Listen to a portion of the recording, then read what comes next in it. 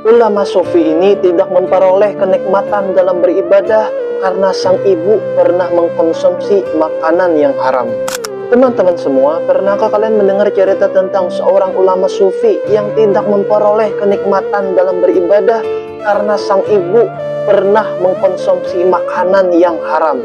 Baik, di sini saya akan coba menceritakannya, dan cerita ini bersumber dari kitab An-Nawadir yang dikarang oleh Syekh Syahabuddin Ahmad bin Salamat Al-Misri Al-Quyubi Asy-Syafi'i rahimahullah. Diceritakan bahwa dahulu ada seorang ulama sufi yang bergelar Sultanul Arifin, Syekh Abu Yazid Al-Bustami, bahwa dia pernah beribadah kepada Allah selama beberapa tahun, namun dia tidak memperoleh kenikmatan dalam beribadah itu.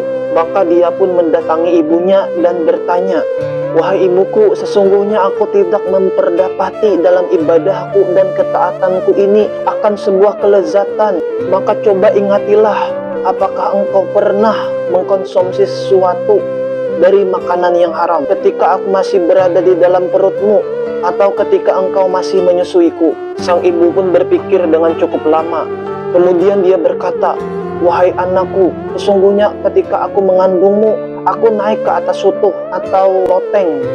Lalu aku melihat sebuah bejana atau wadah yang berisi keju, dan saat itu aku menginginkannya, maka aku pun memakan keju tersebut sedikit tanpa seizin pemiliknya." Mendengar hal itu, Syekh Abu Yazid Al-Bustami pun berkata, "Pasti gara-gara ini." Lalu dia pun meminta kepada sang ibu agar ibunya itu pergi menemui pemilik keju tersebut dan minta halal terhadap keju yang telah dimakannya itu. Maka sang ibu pun pergi kepada pemilik keju itu dan memberitahu tentang apa yang telah dia lakukan. Pemilik keju itu pun berkata kepada ibunya Syekh Abu Yazid Al-Bustami ini, "Keju itu telah halal untukmu."